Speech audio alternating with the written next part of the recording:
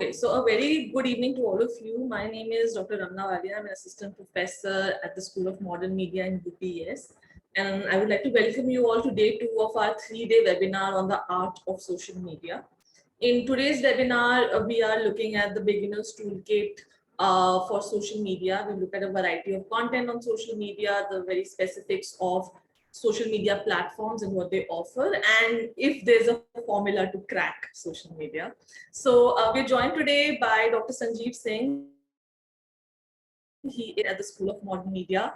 Till very recently, Sanjeev used to oversee multimedia content in Times Internet, both audio and video, in over 10 languages, including English, Hindi, Gujarati, Kannada. So Sanjeev is an expert here. And also we have Anshika Arora. She's an alumni of London School of Economics and assistant professor at the School of Modern Media at UPES. So I want to thank you both for joining us. And I want to start with Anshika. So, media is right now prime property. It's connecting us in ways that were previously thought inconceivable. It's going beyond our immediate networks of friends and family to a very vast, expansive virtual directory of people and of businesses. So can you tell us what this vast landscape of social media looks like, both globally and in India? Sure. Thank you so much, Ramna, for having me. And everyone, welcome. And I hope you got a chance to attend yesterday's amazing session. To begin, Ramna, I think everyone across the board knows what kind of platforms are really popular in India. We've seen the growth, we've seen the pattern, we've seen YouTube, Facebook, WhatsApp, Instagram, Pinterest really take it off, especially image-related platforms during the pandemic. But a lot of these media and entertainment research reports, if you study them, especially KPMG, McKinsey, FICCI, even Vimeo has released one recently, all of this hard to ignore. They tell us that OTT platform, digital media, gaming industry, online music industry are the ones that are going to see the major growth, roughly almost 20 to 43% annually, which means that a gaming industry, for example, which was not that popular years ago, is roughly seeing almost 200 to 300% growth because of so much availability, accessibility, popularity within the young population. We're also seeing the growth of visual content. Almost 90% of our consumers online, adult, teenagers, youngsters, are consuming visual content. Therefore, the shift from more text-based content, a copy or a blog, that is also wanting to be complemented by a picture or a video or a boomerang, stuff like that. Along with that, digital marketers produce a lot of content worldwide, that is original and unique in nature. So if I have to give you stats, almost 69% of content that is released every year is unique in a way, and that really does drive a lot of digital marketing and then of course economics behind that. But what's interesting is that only 27% of it really does hit the target audience, really does become successful, really does reach out to the people that it's supposed to. And where that gap, understanding your audience and looking at different perspectives of why something works and why that does not. And of course we'll be talking more about it in the remaining of the session. Yeah, and the numbers that you were also citing, it's really mind-boggling. It really paints a picture of, we have 4.3 billion users worldwide. 16.5 users are joining every second. So it really shows, and India is really again at the top of this global pattern. So it's virtual abyss. I want to bring in Sanjeev. Sanjeev, given the volumes of content on social media right now, what would be a few good starting points for someone who's a prospective social media creator? It just feels like there's no end to where it starts and where it ends. So what would be a good, someone who's interested in social media content, what can they start with? Thank you, Ramna and Anshika. See, I mean, it's a very tough question because it's like you're you're in a small boat sailing in the ocean. That's what it is. So there is no perfect way to start it, but I think that a lot of uh, people who want to be on social media, and we see a lot of queries about people saying that they want to be big time influencers or have great following, but all that requires a lot of hard work. And the first bit of hard work that you need to do is to invest in yourself. You need to introspect. You need to really think hard, look inwards, and see what exactly that a person wants to do. Only once you know the kind of things that excite you, that motivate you, that bring out the best in you, that you will be able to get some sense of understanding of which direction you want to head in as far as social media is concerned. Maybe somebody is very good at humor. So then, for that person, Twitter may not be the best place, although he may have a better following on Twitter. Similarly, you will see a lot of people showing interest in basic issues like uh, proper civic sense, roads are not clean, people are not doing their jobs properly. And then if that kind of stuff you're putting in small videos on YouTube, it may not work. And then such great work, I'm doing service for the society, and yet people are not watching me. It's not that. The thing is that you are doing great work, no doubt, but you're posting it in the wrong platform. So I think for starters, that is a basic point. And, there are no shortcuts. We'll come to that point later. But I think the first point is to introspect yourself and to uh, review your strengths and weaknesses and what you like doing. And on the basis of that, then only you can build a solid platform for yourself on any of these social media platforms, depending on what you want to do. Right. And you're talking about like the choice of platform, they're playing a very important role. So like, but continuing with like some of the things that you mentioned with regard to content. So because social media has really opened opportunities of discoverability and engagement in a way that is much more tangible, there's also like a endless stream of content right now online, right? It's to fitness, fashion, dating, news, everything is circulating in the same stream. So, Anshita, if I can turn to you again, what kind of content works on social media and what doesn't work? And how do we know, like, which content will work? So I've shared this slide. If all of you can see, I echo Sanjeev's sentiments. There is really no formula in what works, what doesn't. But there are certain things that we can use as tools to see on what platform can something organic reach and get more visibility and eyeballs. Of course, it's a bigger and more authentic conversation, I'd say, and these are things we try to cover in our classrooms, via video essays and furthermore journal length articles. But if I have to condense it in a short capsule, I'd like to say it falls in four buckets majorly.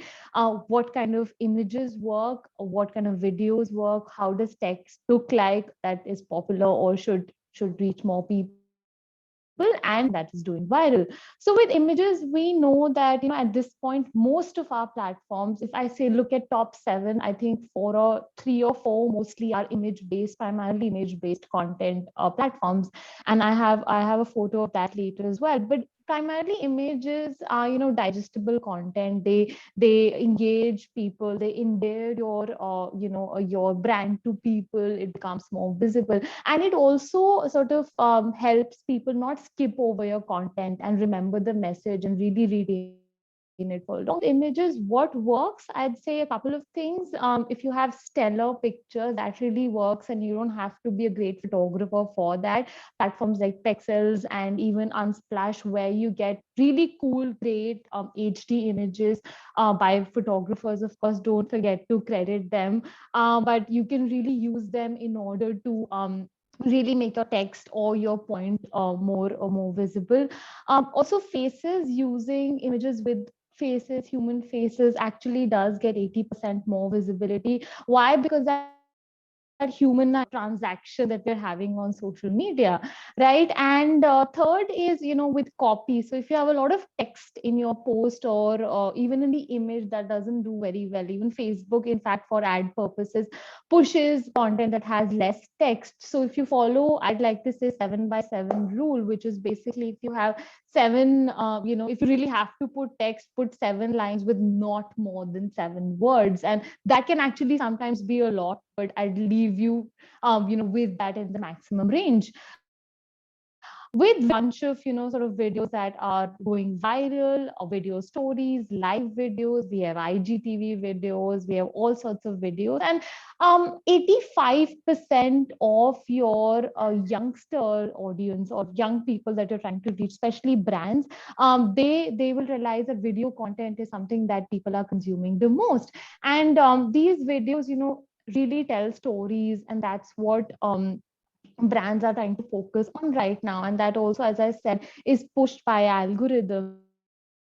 Now, this translates into good traffic, this translates into good sales, this translates into good engagement. So focusing on a video that, has this large and varied spectrum of, say, your skill, clubbed with sort of equipment. And these days, our phones are very well equipped with good quality, cameras. So we don't really have to invest in high quality of production. Of course, later, if you feel like there's more that you want to do, you can do that. But with videos, on basic rules of making sure that if you're sharing a video on your Facebook and Twitter, download the video from YouTube and then put it as as an authentic video. That gets you more attraction than sharing the YouTube link. Then, making shorter videos for Instagram platforms, and making smaller, more engaging content for stories, and using the swipe up feature as much as you can, so that people can be redirected to other parts of your content and your channel. So for example, if we've all heard Yuvraj, small the popular songs and all these mixing of all these small videos, how he became popular overnight is with one 10-15 second video, but then everyone from that video got redirected to his YouTube channel, and now all his videos are doing well. So that's something that you can look at. And there's a bunch of things you can do with live videos and video stories. With text, I'd like to say it still remains some very authentic in terms of expertise, and if you want to put knowledge out, because it does speak of reputation and credibility. We still have jobs for copywriters, and we still have really good jobs for writers today. Why? Because that still holds a lot of power. Now, with text, I think it's important to know that it has to be there is a lot of competition with text. So how do you bring in creativity back with text? You look at trending topics, you look at insights of your own page. If you have a Facebook, Instagram, blog page, you can always go back to an insight section and see when did people read my blog the most, or when did people look at when did they drop out of the page, when did all of those things with text. And really, one thing I like the most is making a calendar. Now, of course, making a calendar for when your content goes out is very basic, but for example, making a calendar of what kind of content that you're engaging people with. So if I have an event day after and my clients are getting an email marketing tomorrow, it might be useful to put a poster and a registration link of the event in the email marketing tomorrow, right? So that really just ties in everything together. And last is a lot of other content that doing rounds these days, infographics, which really does visualize your statistics or complex information together, or testimonials, gifs. As we all know, we've all seen Schitt's Creek as a show, that those gifs are doing really, really well, and you can make all of them. And the last is, of course, user generated content. So if you see all of us who've gotten summer internships or jobs, and we've started putting up posts now of the merchandise that we've gotten, you will see your employers or your institution generated content really does get visibility. I can go on and on, but these are a few things that we can keep in mind. Yeah, and you're pointing to very interesting areas, like with visuals, with text and all of that. And there the question then arises is of platforms, and how each platform operates differently, whether we think of time, effort, or tactics. So how a Facebook might be different from Instagram or TikTok. So I want to bring in Sanjeev, and then maybe we can come back to Anshika. So Sanjeev, like we use social media as as it's an umbrella term really, but each platform really evokes a very specific visual style, those things, in terms of layout, algorithm. So how do we really parse each of these out? Do we have a formula to crack each platform in one go, or do we really need to study them individually? Well, of course, if there is a formula, none of us know about it. Uh, but I can see a lot of people asking different types of questions, and I would just request them to please put it in the Q&A box so Yeah. that it becomes easy, and we will answer your questions. So just have some patience. We'll go through some of the basics, and then we will have an interactive session. I'm sure Ramna will take out time for that. Yeah. But coming back to the topic of see, each social media platform has its own mojo, and there is a lot of thinking that goes behind creating a successful social media. That's why they're all distinct from each other. So you will not find any platform that is doing well, which is sort of a replication of an already existing well-to-do platform. So I saw Anshika's slides, and it was very comprehensive. I hope I can also create some comprehensive slides like the way she has done. But that's the important part. So I mean, if you're a news junkie and you want to put out like quick news and you want people that matter to see it, then YouTube is not the platform for it. You should look at Twitter to post it. If you're if you're trying to tell a story which can bring out emotions within a person, then maybe you should look at Facebook, because that's where you get most of your shares from. That kind of content usually works well on Facebook. And if you're explaining something, if you want to like really go in depth, if you just take one particular topic and you hammer it out over 10-15 minutes, then those kind of things work better on YouTube. Because see, unlike Facebook and Twitter or even Instagram, where you have a feed which is working on an algorithm, YouTube does not work on any particular algorithm in that sense, because that's a platform we normally go to search. So there everything is based on the query you put in the search box. But Twitter in that sense is still better, because it'll show you the feed of the people you follow. So you already have your interests marked out, and then you're following those people. But Facebook has its own algorithm, and it works as per that. So that is the basic difference. And I think now, like Anshika was talking a lot about text, then she spoke about video. See, the thing is now that the focus more has become on multimedia, simply because text has like entire market. So the only place where text is growing is perhaps regional languages in India, if you say, because English has been maxed out, Hindi more or less has been maxed out. So unless you're doing some really great content on text in English and Hindi, you will be struggling in that market. So then it all boils down to how good, how good is your audio or video that you're doing. That is the focus, and that is why we've seen that in the past 2-3 years, even companies like Facebook have their strategy and aligned it towards the fact that they also want engaging videos on their platform. And since past 2-3 years, I worked closely with some departments of Facebook. I can tell you that the focus was clearly on, they told us, like, we were a news publisher. They said, your news videos are too small. Don't make 1.5-minute videos. Make 4-minute videos. Make 3-minute videos. Because eventually, so we said, what do we get after if we do? He said, no, because now we're putting in those filters where if your video is not 3 minutes long, then you may not be able to monetize your video. And since everything revolves around money, so eventually people have to keep evolving and changing. So I think that is also another aspect that one has to keep in mind, that not just the kind of content that you're creating, but whether it's going into the right platform and are you up to date with the current algorithm or the strategy of that particular platform. So that, earlier, like, we just had to get the number of video views, right? So you get views, and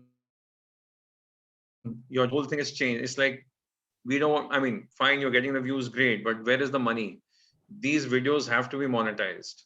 So that the whole strategy then has to change.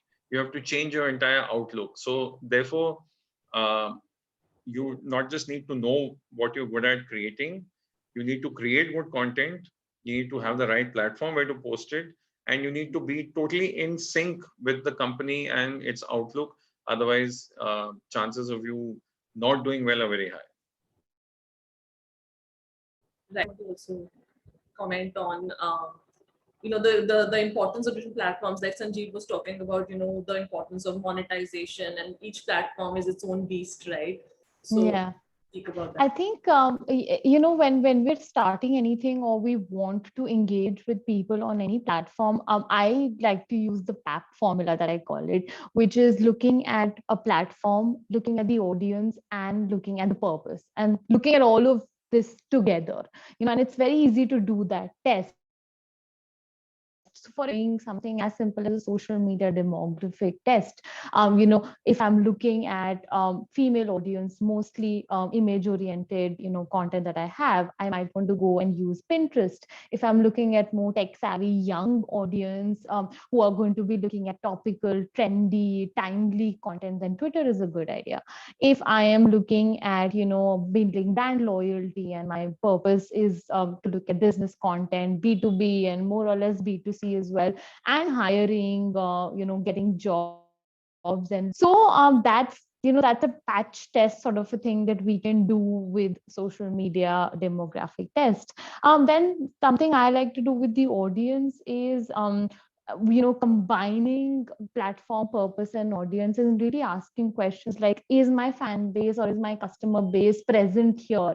If, for example, I have to market Netflix and I'm going to be doing it in cities, for example, less than tier 1, I'm really going to be wasting my marketing budget, because those cities don't even have internet connection, let alone Netflix. I'd rather markets and sell them a premium so that I can make up for free people as well. That's something I can concentrate on. But with purpose and audience, I think the questions that we also need to be asking is, does that content make sense to them, and will it make sense to me? Sometimes we don't do that gut test as well, right? I really like the story that Indra Nooyi, the ex-CEO of PepsiCo, says that she had to do some customer research about her beverage portfolio in a did the survey, but she was not convinced. So for the next 6 months, she looked at what people in her boardroom are consuming. Simple. Who everyone comes, what do they pick out of the 6 drinks, and what works for them? So she said, if they are customers, they're also consumers. We're all blurring in this digital age, and we really have to look at those signs as well. So if you are going to you're watching a 10-second or 10-minute YouTube video, but you're producing a 20-minute YouTube video, that's really something we need to think about again and reconsider. So platforms, really the purpose and what you're trying to, if you're really expanding your audience, what stage are you at? What do you really want to do with your audience? What do you want to do with your business? What are you thinking about? That really is a conversation that needs to start, and it's super complex, but we need to be doing that. Yeah. I want to bring in Sanjeev now, because I also want to take questions from our attendees. So just last a few questions, but so let's talk about the mechanics of building a brand on social media, right? So what are the that prospective media content creators can invest in? Are there any applications or editing, equipment they need to invest in, and that might be useful for them to kind of launch into this very vast ecosystem? See, there are two ways. One is slightly longer but easier to do. That is that you go and do tapasya in the Himalayas, and then God will shower his blessings and you are done. The second is that you invest in equipment, and it's not very expensive equipment. So like you use normal mobile phones with good cameras, maybe a selfie stick or a tripod, and a couple of mics. I mean, apart from the phone, it totally depends on your budget and your choice. I don't think you need to spend more than 4 or 5,000 rupees in buying the accessories that you need to create good content. And they are all available there. E-commerce sites. There is a variety, of equipment that is available. In the 2017 Gujarat Assembly elections in December, we did a whole series of 25, 30, 7, 8 minute videos, and the whole thing was shot on mobile phones. We just had a laptop for editing, and we were editing on the go, but everything else was being done on the mobile phone. So it's very easy to do it. But then again, the question is, if it is easy, then everybody is doing it, right? Now, everybody is doing it. What do I watch?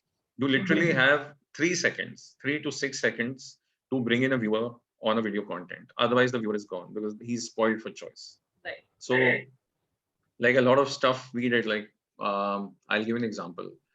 There was this coolie. There was this lady in Rajasthan somewhere, and she worked in the railway station. It was a great story. I thought it'd make a great video story. So I I really put in a lot of hard work in that video, and the video bombed. Didn't get views on. I think we had more views on the site than on Facebook. Normally it's 5x. And I was really wondering to myself, like, what went wrong? I mean, it's a great story. It's a woman who's doing this. But then this friend of mine, he's a data journalist. He pointed out, he said, you must have done something. So, normally, like, when you do things, you try to save your best things for the end. कि बाद में दिखाएंगे, climax आएगा तो दिखाएंगे. But the thing is that, since the opening was not as good as, I mean, it could have been much better, but since that had not happened, a great video bombed, not because of the content, because of the algorithm at which that platform was working. Right. So I think, those things are also very important to know. So where do you learn that? Eventually, how you're going to approach it. No, you can't stand in front of the tiger and say, come jump at me, and what if you miss the shot? Right. Or what if you slip? You're gone. So there's cutthroat competition, and since the low cost has democratized video making, there is a lot of content in the market, which is a good thing and a bad thing, because then how do you stay afloat? How do you make yourself be different from the rest? So that is the big question that people need to answer. And there are two ways: either you create good content, or you do tapasya and wait for the Lord to shower his blessings. Yeah, and I think what you were saying about the beginning of the video also ties in. When we watch YouTube ads, we have 5 seconds to either skip it or not skip it. So when we are making those decisions in the matter of first few seconds, and when our content is circulating, I think people are also making that decision as fast. Like Anshika was saying, we also have to think of ourselves as consumers. So I'll take the questions, but before I do that, I know there's one question that will definitely come, so I want to take it out like right away here. Every time we do any session, we are asked a question: how do we make our content viral? So is there a formula? Is there a content strategy that can be used to go viral? I think I'll take that question, Ramna. And look, if there was a template, people would be using it.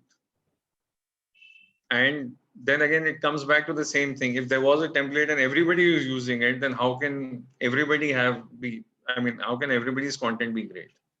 So there is no particular way or a template to do it. But if you see, it's very easy to, I mean, say that, oh, I'll make a video and it'll go viral and I'll become a celebrity overnight.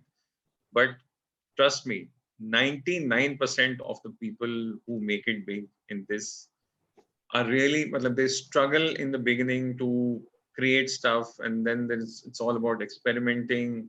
You do something, you win some, you lose some. There is a lot of hard work that goes behind it. It's very rare to find somebody who's become a celebrity overnight because he's just come in and jumped and created content. So I mean, it's very easy for that, for people to think like that, but it requires a lot of hard work, and there is no any one particular way about doing these things. And a lot of it is patch testing, as you were saying earlier, right? So I'm going to start taking questions. So one of the questions we have is, how can one being a TV presenter or an anchor further help us to be an influencer? So Sanjeev, I know you've handled this vast volume of content, video and audio content for Times of India. It's a legacy institution. It was not discovered on social media. So with an institution which has this very long and nuanced history, bringing it to social media, do you think these fields are now tied? Is journalism now part of the online content ecosystem? And do you think the influencer and the anchor or the journalist now kind of bleed into one another? Yeah, there is a spillover effect, no doubt. In fact, there was a time when I was also anchoring. That's way back almost 20 years. I always found reporting on the ground to be more exciting than sitting with all that makeup and wearing a tie. It's never my cup of tea, but it does help. Uh, See, again, there are so many anchors, but only a fraction of them actually become influencers. So eventually it boils down to good content. What are the kind of stories that you are showcasing? What are the kind of uh, issues that you're talking about? What are the kind of guests that you're getting? So, and eventually, again, it boils down to who you are, what you like doing. So I think, yes, there is a spillover effect. A lot of stuff, I mean, all the good stuff that's happening on TV eventually finds its way onto the digital platforms and online. So there is that spillover effect is there. And there are many anchors who are influencers in that sense. Like, I mean, let's not just talk about anchoring. Look at what football star Ronaldo did 2 days ago. He just removed the Coke bottles and said, drink water. And they lost, I don't know, billions of uh, money in the stock market in terms of share price. So yes, it is there, but again, there is no substitute to hard work. You want to become an influencer, you have to put in that hard work. Right. Okay, so we have a couple of questions on Instagram, so I'm gonna kind of move those questions to Anshika. So we have a question on how can we promote our designs on Instagram, and what can we do to attract more people towards design? And a question on how can we make our work reach a bigger audience on Instagram? Yeah, I think they time well in a way that, as I mentioned, the quality of the image or something that you're putting up, you can actually put in your voice with it. What I like to say with social media is that you don't have to do something unique. Sometimes people don't start channels or handles because of that.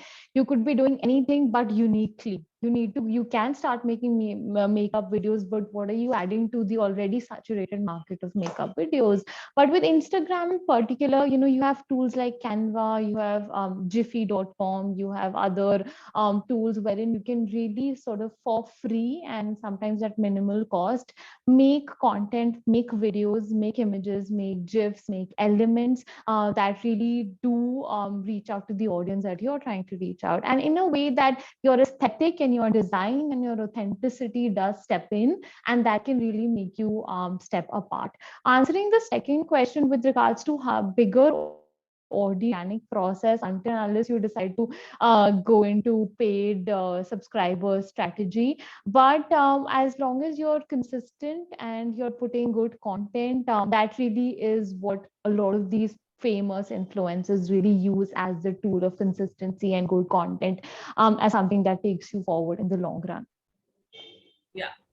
And we have another question on social media influencers. So we are using the term social media influencers. So someone's saying, what does that really mean? Does it mean that you have followers? Does it mean that you have a verified account? and we have views. So there's an entire, again, like a model that is not that transparent when it comes to social media, even though everything seems to be moving in this virtual terrain. So if maybe Sanjeev, you can talk about this whole politics of, the blue tick and the fake news, and how it's important to kind of define what an influencer really is. Okay, so I am a blue tick on Twitter, and I've had it for and I've Please had it follow for like Sanjeev. 4 years, I think now. That time people were not interested in the blue tick at all. I don't think blue tick mattered that much, but as you spoke about misinformation and fake news, I think that's where this entire, focus on the blue tick is coming from. There is so much content being posted, and you have different WhatsApp universities teaching their students. So you don't know who to trust and who not to trust. So I think for anybody who's starting out, so let's say anybody here who's joined us on the call wants to follow politicians or maybe technology on Twitter. So then when you search for related people, then obviously your first choice will be people who have the blue tick, because you know that they've been verified at some level. So it helps there. But I think misinformation mostly happens in the news and political sphere, and there, you need to take things with a pinch of salt, because there is a lot of political ideology which comes into play, and I don't think the blue tick may necessarily help people in being able to figure out what they want. So there are basic tools available. Most of these platforms, I mean, if you just do a Google search, you will find enough examples on YouTube and generally on text as well, on how to do reverse image search, what they're looking for is true or not. But I would say that don't believe anything that you see on social media. Always cross check it with something, especially if it's come on WhatsApp. Always try to look for the source. I mean, what is the source of that particular news item or that article that you're reading? Unless you can trace it back to the original source, you should not treat it as verified. So I think that's where the whole thing is coming from. And then that's how you build a base.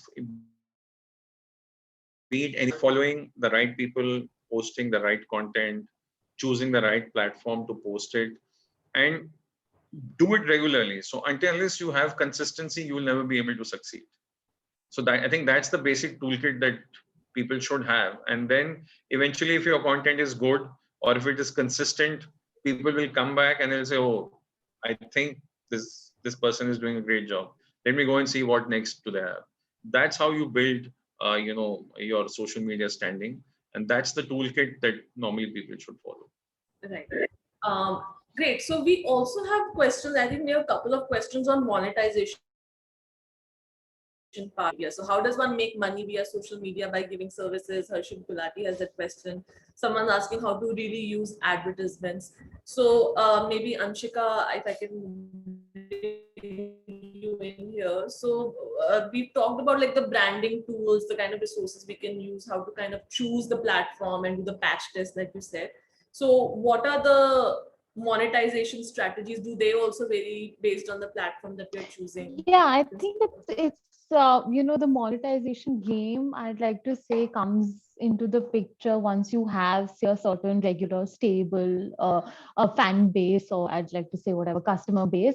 So I think, if I'm not wrong, you start getting your first income on YouTube, from what I understand, at 10K particularly. It starts with that, and then with Instagram as well, and then you start getting collaborations and stuff like that. It on the kind of content that you're making. So is it lifestyle, then the brand portfolio changes. If it is more, there are some people who are doing all sorts of content. Sometimes the brand prefers you doing one kind of content, so only makeup, therefore you get more targeted audience. We see now on YouTube, for example, influencers like Sejal Kumar or others who started doing all sorts of content, but somehow their growth is stagnant at this point, because when brands come to you, they want you to be visible with of information. So I should know for makeup, I can go to Malvika Sitlani. For comedy, I can go to Prajakta or Bhuvan or etc. So that's one thing to keep in mind, to really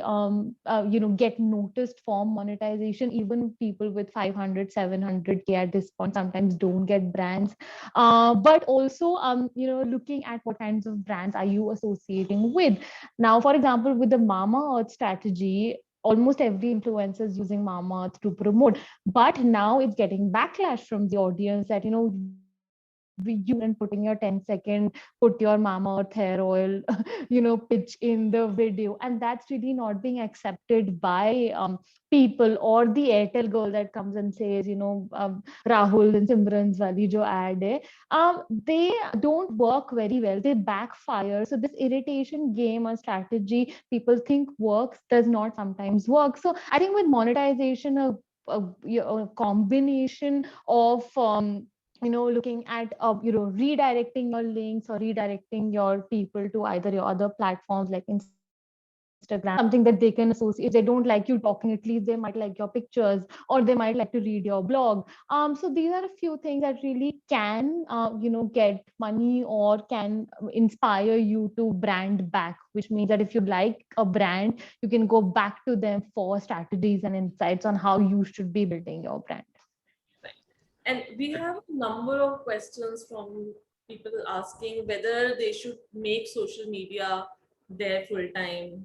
Should they follow it as a passion, and whether they should prepare for competitive exams, or just join social media, start their YouTube channels. So this whole idea of, can social media really become a professional, a profession, a full time profession? And yesterday again, but what would your response be, Sanjeev? If I can ask you. Yeah, so I just wanted to add to what Anshika was saying about monetization. See, if you're starting out and you're creating content, then you should always create content in a way where advertising can be put on your content.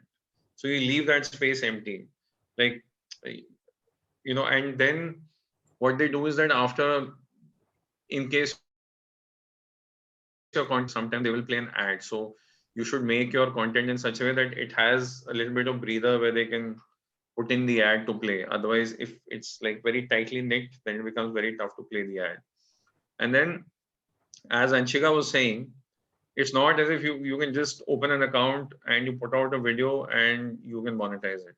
Those days are gone. Now you have to spend a particular amount of time creating X amount of content on that particular platform for you to be eligible to monetize your.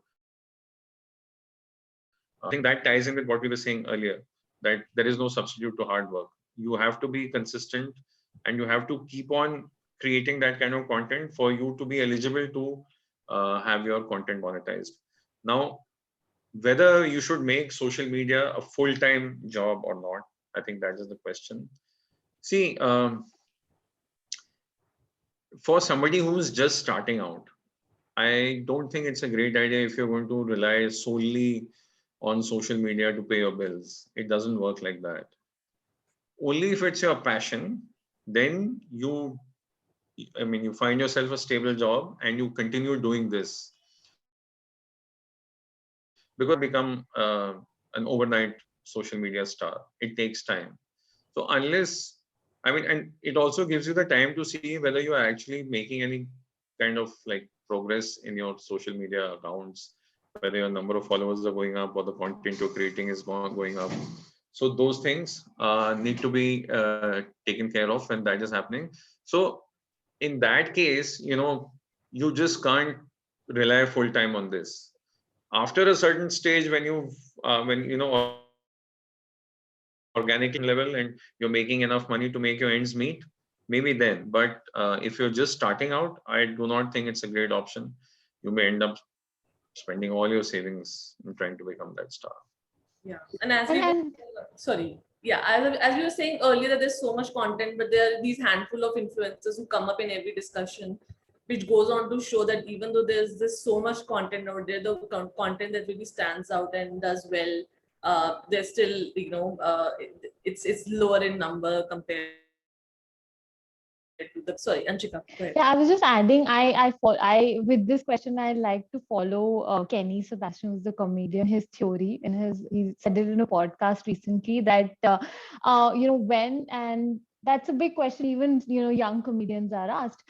When your income from social media is almost equivalent or more than what you're getting paid with your full-time job, is when you can actually consider leaving your full-time job, and that's something I agree with, but you don't have to necessarily convert your passion at the initial stage into your profession, because that, as like Sanjeev said, might not be lucrative.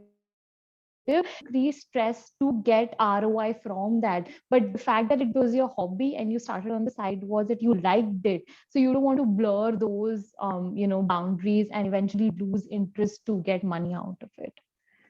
Yeah, yeah. Another question on how many posts per week refers to consistency. So, consistently post your content. So, how often is consistent and to get noticed, and especially with regard to photography page here. So, this is Angel Mahajan's question. I think, see, again, it varies from platform to platform. There is no X amount that should be done. So, like as news publishers, when I was with the Times of India, you know, Facebook came back and said, you guys are posting too much stuff. And YouTube also said you're posting way too much stuff and you're not being able to monetize anything because, on YouTube, we had some, but not that many. Most of our videos were 3 minutes or 2 minutes long. So then it depends on how much content a particular person is able to generate. And then based on that, you can decide the periodicity of how often you want to post. Let's say, somebody may have a lot of content, so they can post 10 times a day, which is great.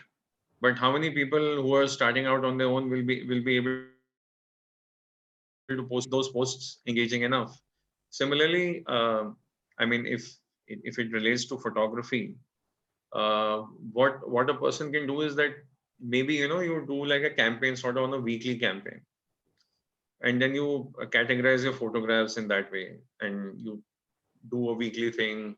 If they're photos, I'm assuming Instagram is going to be like one of the primary platforms where you're going to use it. So then it's not just about the photographs. You got to kind of hashtags you want to use. What is going to be like post 1, post 2, post 3, and then after post 3, you need to also tease or advertise what you're going to do next week. So basically, it involves a lot of planning. Once you're in control of the kind of content you have, and the more you plan, the better you will be at doing these things. So it all depends on the kind of content you have. Then you can plan in a way which works best for you. It may not be the ideal way of approaching. You don't have an option because you're starting out fresh.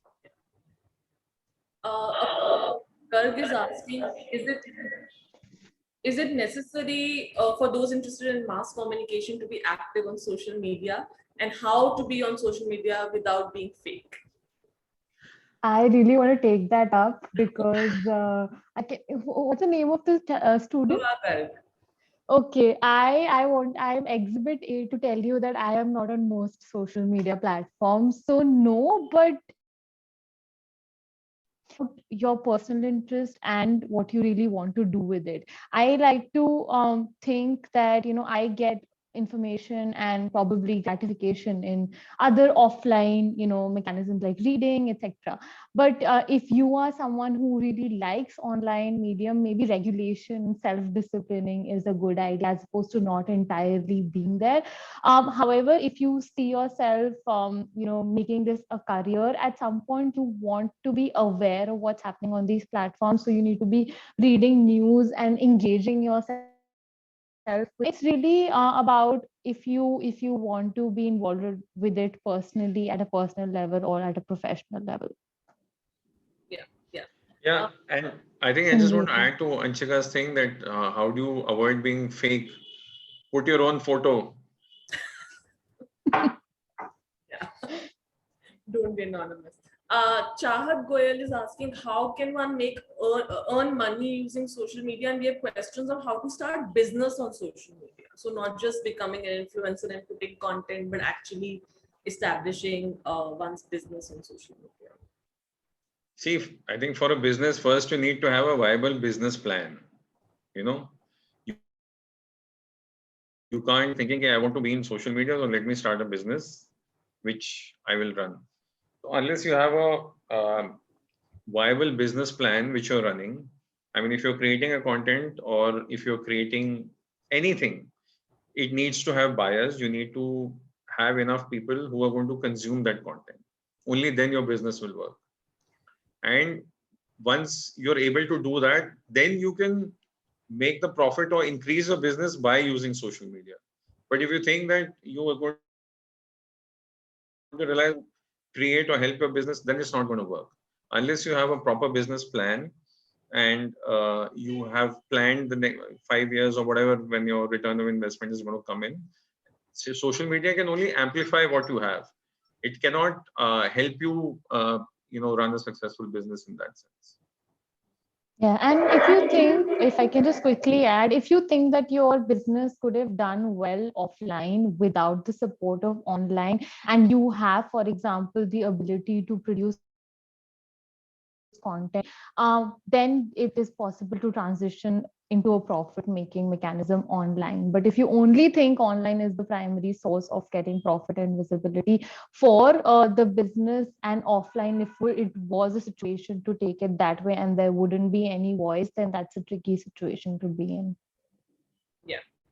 We're running out of time, so I'm just going to take one last question. This question is on digital marketing. What's the scope of it in the future? And if I can just start that in UPS, we have designed a number of really is one of the key areas that's rising. But maybe Anshika, if you can just talk about that scope of digital marketing. Yeah, I think we also touched upon it in the starting that that's actually one of the industries that is growing manifold as we speak. The jobs right now, if you open LinkedIn, the maximum jobs that you're seeing at Facebook, Twitter, Microsoft, all of them are related more or less indirectly or directly to the skills that you're going to be learning in a digital marketing degree at UPS. And similarly, if you dissect all our degrees, looking at them, where we're teaching you skills like SEO, data analytics, that are skills of the future.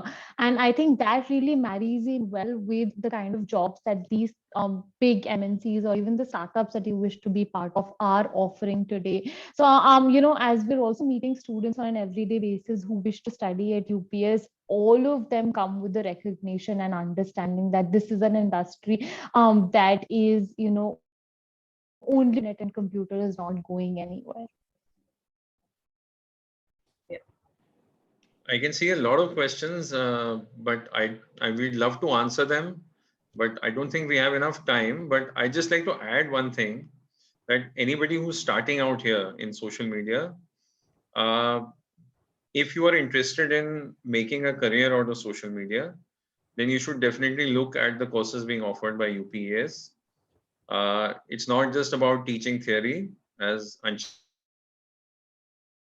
told you. It'll be a lot of practical experience where you actually know what you're good at doing. And once you've sorted the basics, then you can move ahead and then sky's the limit for you.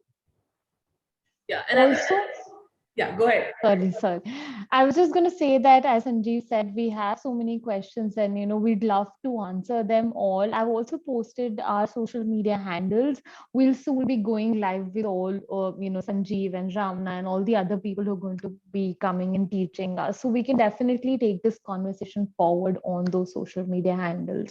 Yes, Ramna. Yeah. No, I was just saying that we very knowing that these are the new areas that are emerging. We've really tried to make sure that these are now part of professional development, because very often social media is seen as something that you do on the side or something that you learn on your own, but it actually is something that requires very specific skill set. You really need to know how SEOs work. You really need to know how to get that story going in the first 7 seconds, like Sanjeev was talking about.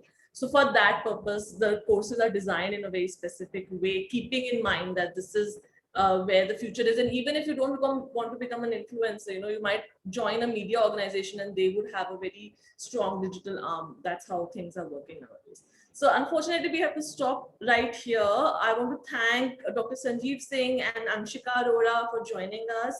And tomorrow we have a session on fact checking and how to bust fake news. So I hope all of you will join us for that. And like Anshika said, very happy to answer some of these questions offline, so or rather online on our social media platforms. Thank you both very much, and thanks to all for attending. Thank you, Ramna, and thank you everyone for being here. Have a great evening. Thank you, guys. Pleasure being here. Thank you, everyone. Thank you, UPS. Okay, bye. Take care. Bye-bye. Bye.